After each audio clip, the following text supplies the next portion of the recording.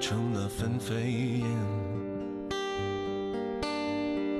人生何其短，何必苦。收拾完了，准备出发去吃早饭。衣服啊，都感觉不能要了。我去，这都成这样了，身上臭的都不行了。